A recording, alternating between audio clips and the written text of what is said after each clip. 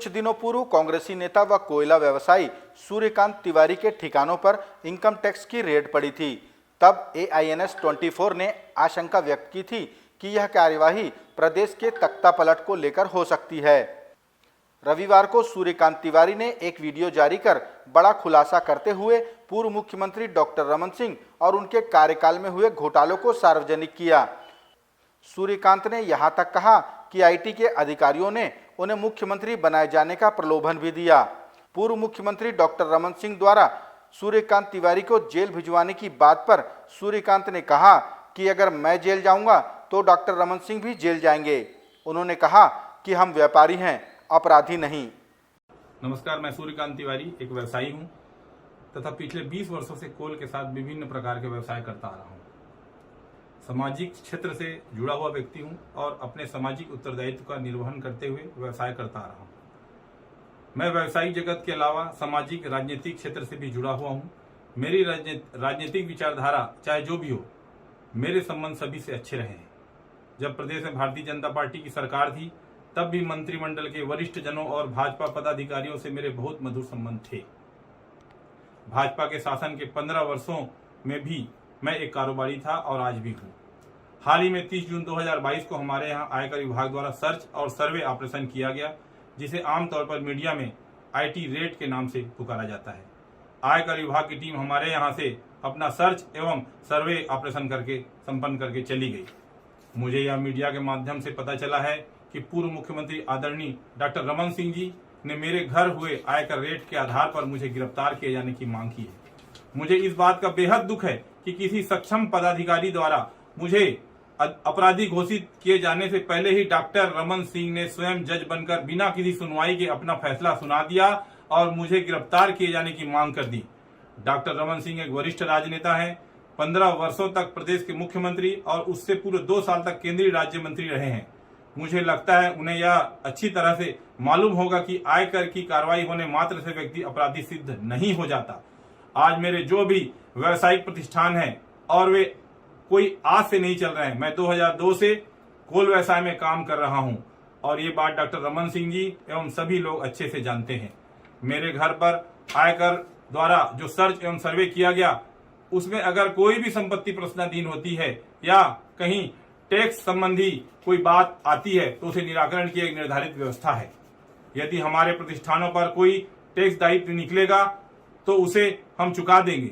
हम व्यापारी हैं, कोई अपराधी नहीं है। डॉक्टर रमन सिंह जी, फिर भी यदि आप मुझे अपराधी घोषित करके जेल में डलवाना चाहते हैं तो मुझे स्वीकार है, लेकिन जेल के जिस सेल में मैं रहूंगा उसके ठीक बाजू वाले सेल में आपको भी रहना होगा, क्योंकि आपका कार्यकाल भी कोई बेदाग नहीं रहा है। आपके कार्यकाल में आपके मंत्रियों पर जमीन की भारी मात्रा में अफरा तफरी के आरोप लगे थे, उसके लिए आपको भी जेल जाना चाहिए। आपके पुत्र अभिषेक सिंह उर्फ अभिषाक सिंह के नाम से पनामा पेपर्स रंगे हुए थे। टैक्स हेवन देशों में बैंक खाते खोलकर अपनी काली कमाई छिपाने के आरोप लगे थे। आपकी जिम्मेदारी भी आपको स्वीकार करके जेल जाना चाहिए। आपके कार्यकाल में हजारों करोड़ रुपए का नागरिक आपूर्ति निगम घोटाला हुआ था। आपकी ही जांच एजेंसी EOW ने जो डायरी जब्त की थी उसमें स्पष्ट उल्लेख था कि किसी भी CM मैडम CM को पैसे दिए जाते थे, उसके लिए आपको नैतिकता के आधार पर जेल चले जाना चाहिए। प्रदेश के बच्चे में चर्चा थी कि CM हाउस में बैठे आपके कुछ स्वजन प्रदेश में तबादला उद्योग चला रहे हैं और इतनी कमाई कर रहे थे कि घर पर आपको नोट गिनने की मशीन लगानी पड़ी थी।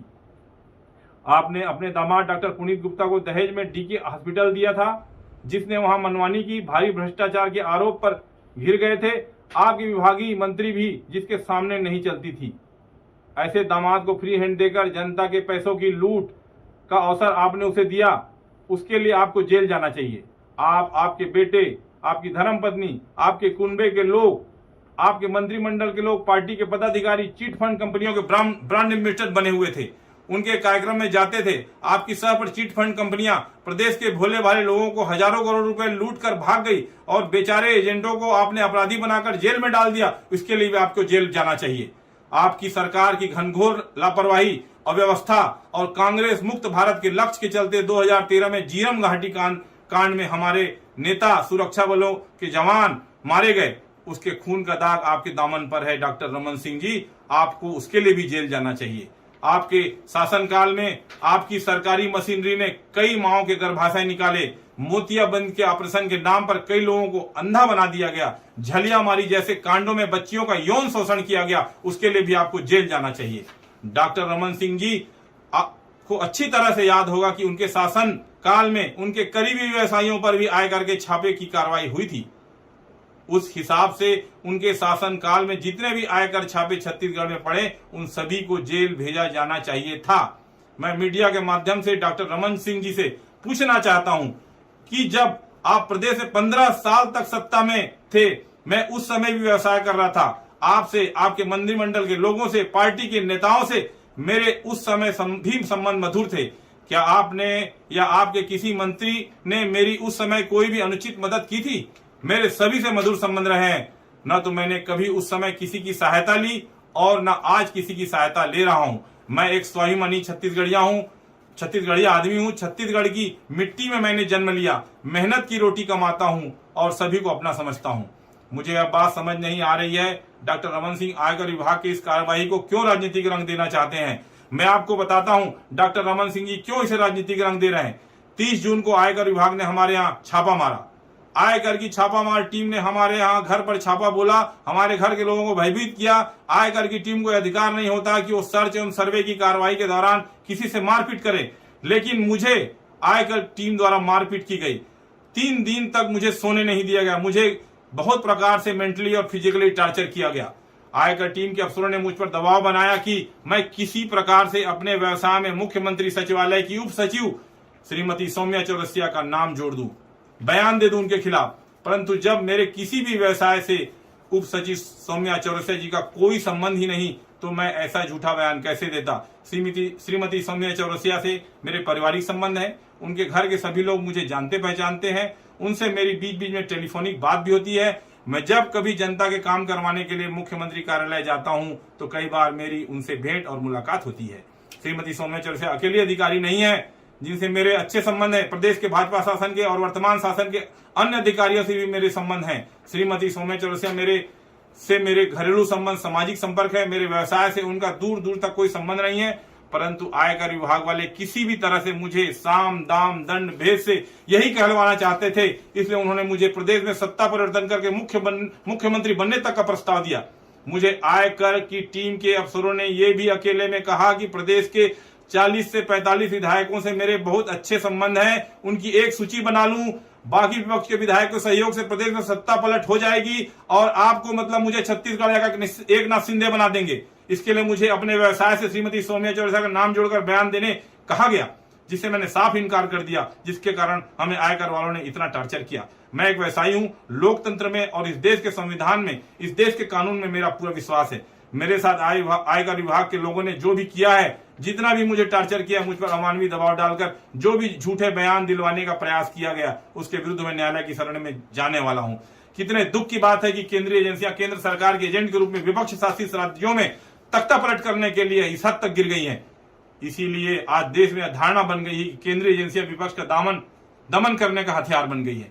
केंद्रीय एजेंसी कार्रवाई करती है, डॉक्टर रमन सिंह या धर्म कौशिक जैसे बड़े लोग उसे राजनीतिक रंग देकर उसका लाभ उठाने का प्रयास करते हैं, जो कि उचित नहीं है। यदि किसी प्रकार के नियम कायदों को लेकर कोई चूक हुई है तो उसे सुधारा जा सकता है, उसके लिए एक राजनीतिक तमाशा खड़ा करने की कोई आवश्यकता नहीं है। यदि व्यापारी होना, कारोबार करना गुनाह है, यदि जीवन में उन्नति करना अपराध है, यदि नियम कायदों की चूक हो जाना अपराध है, तो मैं बेशक अपराधी हूं और मुझसे वैसा ही बर्ताव किया जाए जैसे एक अपराधी से किया जाता है, मुझे कोई आपत्ति नहीं है। जो भी कानूनी व्यवस्थाएं होंगी मैं उसको पूरा करूंगा, पूरा करता आया हूं। लेकिन कृपा करके मेरे घर पर पड़े आयकर छापों को राजनीतिक खेल मत बनाइए, उसे सियासी रंग मत दीजिए, मुझ पर यह उपकार कीजिए। मेरे घर पर पड़े इन छापों को बढ़ा चढ़ाकर ना देखा जाए, इसे आयकर विभाग की कार्रवाई रहने दिया जाए। इसकी मनचाही व्याख्या मत कीजिए, मनचाहे अर्थ मत निकालिए। और मैं आज आप सभी के माध्यम से स्पष्ट कह रहा हूं कि यदि मेरे साथ, मेरे परिवार के साथ कोई अपघात होता है, किसी सदस्य के साथ कोई दुर्घटना होता है, तो उसके लिए केंद्रीय आयकर विभाग तथा प्रदेश भाजपा के वे नेता जिम्मेदार होंगे जो प्रदेश में सत्ता परिवर्तन के लिए मुझे बलि का बकरा बनाने की साजिश कर रहे हैं। मैं महात्मा गांधी के आदर्शों पर चलने वाला व्यक्ति हूं। मैं अन्याय के खिलाफ आखिरी सांस तक लड़ूंगा। मैं झूठ के खिलाफ अपने आखिरी दम तक संघर्ष करता रहूंगा। धन्यवाद। जय हिंद, जय छत्तीसगढ़, जय भारत। उद्योग मंत्री के समर्थन में उतरे अंतागढ़ विधायक अनूप नाग और गोंड समाज के प्रमुख शिशुपाल सोरी ने पूर्व मंत्री अजय चंद्राकर के बयान की निंदा करते हुए इसे सर्व आदिवासी समाज का अपमान बताया।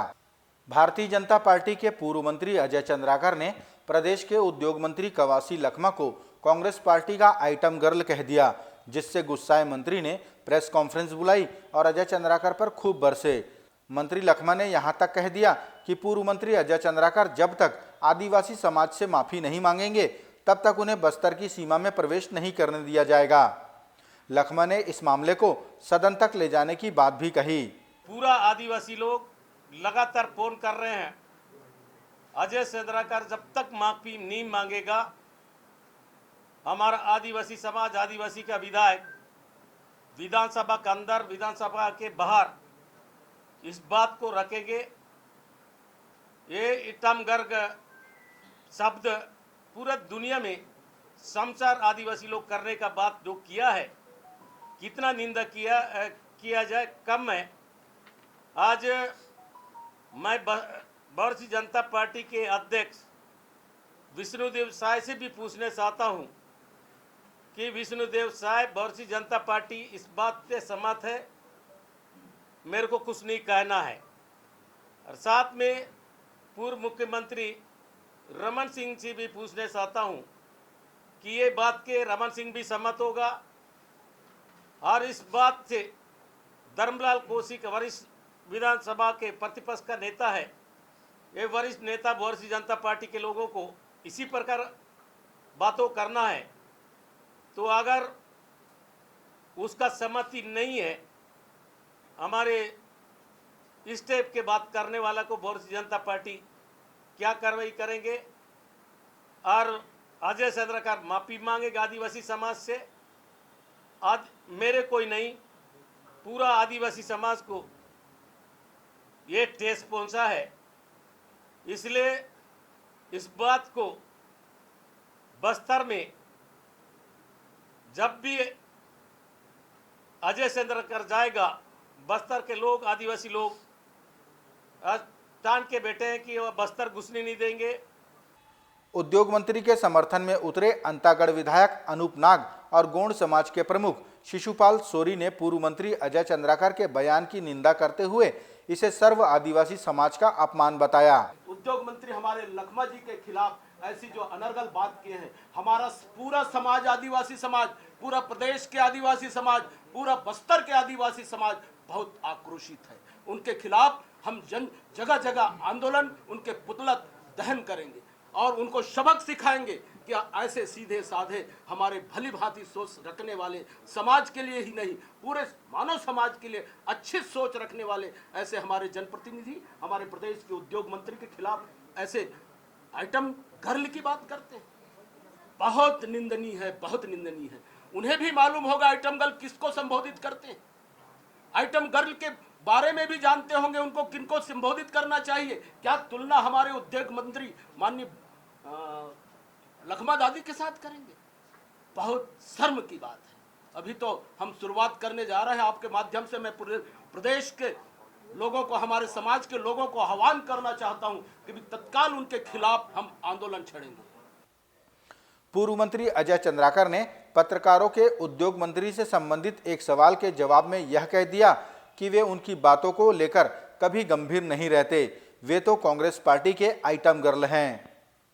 ऐसा है, मैं उसकी बात को गंभीरता से नहीं लेता, वो कांग्रेस मंत्रिमंडल के आइटम गर्ल है। इधर पूर्व मंत्री के बयान और उद्योग मंत्री के समर्थन में पूर्व मंत्री अजय चंद्राकर का पुतला भी फूंक दिया गया और अजय चंद्राकर मुर्दाबाद के नारे भी लगाए गए। पूरे देश के साथ प्रदेश भर में भी बकरीद का त्योहार धूमधाम से मनाया गया। मुस्लिम समुदाय के लोगों ने सुबह बकरीद की नमाज अता की, उसके बाद एक दूसरे को गले लगाकर बधाई दी। राजधानी रायपुर में हज कमेटी के पूर्व अध्यक्ष सलीम राज ने प्रदेशवासियों को बकरीद की बधाई दी और अमन चैन की दुआ मांगी। जुआ की मुबारकबाद देता हूं और सबसे पहले जो अपनी प्यारी चीज़ है उसको बलिदान करने का ये त्यौहार था। हज़रत मोहम्मद इब्राहिम सल्लल्लाहु अलैहि वसल्लम ने फरमाया था कि सबसे पहले तालीम याफ्ता बनो, तालीम याफ्ता के बाद आप सबकी जानकारी हो जाएंगी। आज वही हमारे इमाम साहब ने बताया कि शिक्षा होगा तो जागरूक हो जाएगा, शिक्षा होगा तो भाईचारा कायम होगा, शिक्षा होगा तो सब होगा। इसकी बहुत बहुत मुबारकबाद देता हूँ। जगदलपुर पुलिस को मलकानगिरी उड़ीसा के 2 गांजा तस्करों को पकड़ने में सफलता हाथ लगी है। पुलिस को उनके पास से 25 किलो गांजा बरामद हुआ है, जिसकी कीमत लगभग 1,25,000 रुपये बताई जा रही है। जगदलपुर के नगर पुलिस अधीक्षक हेम सागर सिदार ने बताया कि पकड़े गए आरोपी कार्तिक विश्वास और कंकन सोना मलकानगिरी से जगदलपुर गांजे की तस्करी कर रहे थे, जिन्हें चेकिंग के दौरान पकड़ा गया। आरोपियों के खिलाफ अपराध पंजीबद्ध कर न्यायालय में उन्हें पेश किया गया है। मामला थाना सिटी कोतवाली जगदलपुर क्षेत्र का है, जहां आज थाना कोतवाली को सूचना प्राप्त हुआ था कि कुछ व्यक्तियों के द्वारा अवैध रूप से गांजा की तस्करी उड़ीसा से जगदलपुर की ओर किया जा रहा है। सूचना पर थाना प्रभारी सिटी कोतवाली एमएल साहू के नेतृत्व में टीम गठित कर कार्यवाही हेतु जगदलपुर सिटी की ओर रवाना किया गया था।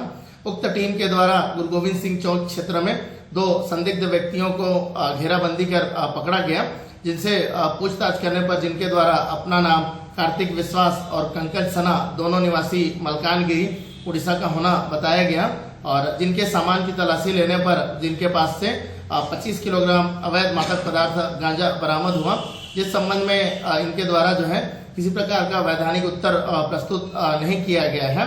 मामले में दोनों आरोपियों का कृत्य धारा 20B एनडीपीएस एक्ट के पाए जाने से मामले में कुल दोनों के कब्जे से 25 किलोग्राम अवैध गांजा, 1 मोटरसाइकिल, 2 मोबाइल और आवश्यक दस्तावेज एवं कागजात जो है बरामद कर जब्त किया गया है।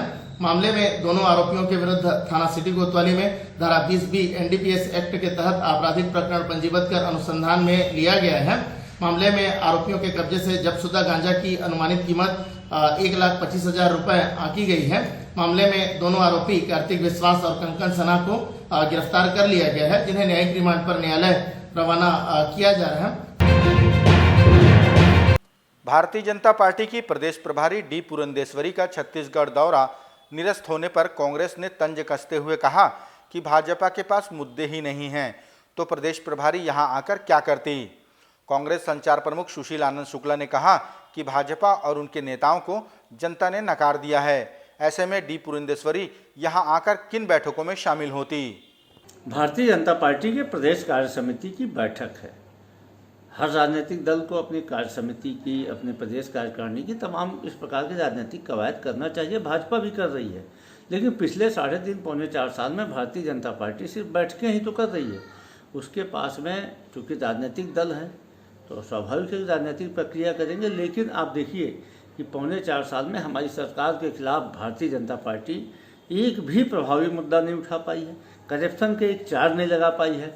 इनके प्रभारी आते हैं, इनके नेताओं को डांटते हैं, फटकारते हैं, हंटर चलाने की बात करती हैं, लेकिन उसके बाद भी भारतीय जनता पार्टी छत्तीसगढ़ में प्रभावी विपक्ष की भूमिका नहीं निभा पा रही। ये हमारी सरकार के मुख्यमंत्री भूपेश बघेल की सफलता है। और अब तो पुरंदेश्वरी जी भी छत्तीसगढ़ आने का कार्यक्रम दे के अपने आप को अलग कर लेती हैं। मतलब कहीं न कहीं उनके अंदर भी इस बात का हिचक है कि छत्तीसगढ़ में भारतीय जनता पार्टी की कोई भी संभावना नहीं है, इसलिए पुरंदेश्वरी भी अपने कार्यक्रम को लगातार रद्द करती हैं।